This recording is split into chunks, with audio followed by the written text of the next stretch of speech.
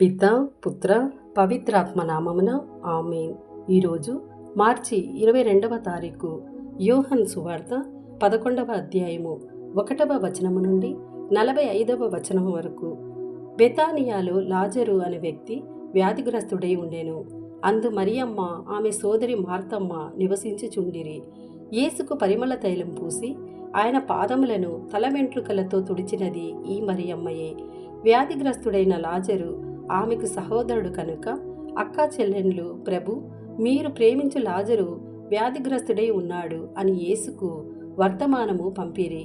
అది విని యేసు, ఈ వ్యాధి మరణము కొరకు వచ్చినది కాదు, ఇది దేవుని మహిమ కొరకును, ఇందు మూలమున దేవుని కుమారుడు మహిమ పరపబడుటకును వచ్చినది అనెను.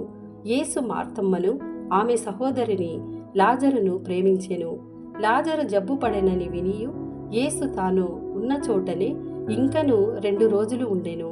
ఆ పిమ్మట ఆయన తన శిష్యులతో, మనము యూదయాకు తిరిగి పోవుదము రెండు అనెను. బోధకుడా, ఇంతకు ముందే యూదులు మిమ్ము రాళ్లతో కొట్టదలిచిరి, అయినను మీరు అక్కడకు తిరిగి వెళ్ళేదరా అని శిష్యులు అడిగిరి.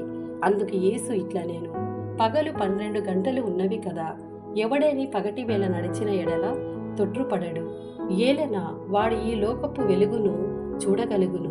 కానీ రాత్రి వేళ నడిచిన ఎడల వాడు తొట్రుపడును, ఏలన వాని యందు వెలుగులేదు. ఆయన వారితో మరలా, మన మిత్రుడు లాజరు నిద్రించుచున్నాడు, నేను అతనిని మేల్కొల్పుటకు వెళ్ళుచున్నాను అని చెప్పగా శిష్యులు, ప్రభు, అతడు నిద్రించుచున్నచో బాగుపడును అనిరి. యేసు ఈ మాట అతని మరణమును గురించి చెప్పెనని తలంచిరి. అప్పుడు యేసు వారితో స్పష్టముగా, లాజరు మరణించెను, మీరు విశ్వసించుటకు మీ నిమిత్తమై నేను అచట లేనందున సంతసించుచున్నాను. రండు, ఇప్పుడు మనము అతని యొద్దకు వెళ్ళుదము అని పలికెను. అప్పుడు దీదుము అనబడు తోమ, మనము కూడా వెళ్ళి ఆయనతో పాటు చనిపోవుదము అని తన తోడి శిష్యులతో అనెను. యేసు అక్కడకు చేరిన పిమ్మట లాజరు సమాధి చేయబడిన అప్పటికి 4 దినములైనదని తెలుసుకొనెను. బెతానియా గ్రామము యెరూషలేమునకు ఇంచుమించు క్రోసేడు దూరముగా ఉన్నది. వారి సహోదరుని గూర్చి మార్తమ్మ మరియమ్మలను ఓదార్చుటకై పలువురు యూదులు అచ్చటకు వచ్చిరి. యేసు వచ్చుచున్నాడని వినినంతనే మార్తమ్మ ఆయనకు ఎదురు వెళ్ళెను, కాని మరియమ్మ ఇంటి ముందే కూర్చుండి ఉండెను.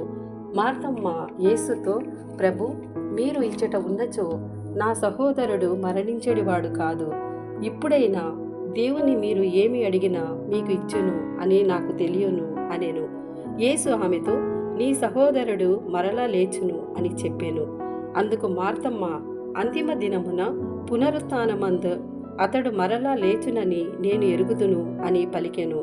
అప్పుడు యేసు, నేనే పునరుత్థానమును జీవమును, నన్ను విశ్వసించువాడు మరణించినా జీవించును, జీవించి ఉండగా నన్ను విశ్వసించు ప్రతివాడు ఎన్నటికీ మరణింపడు.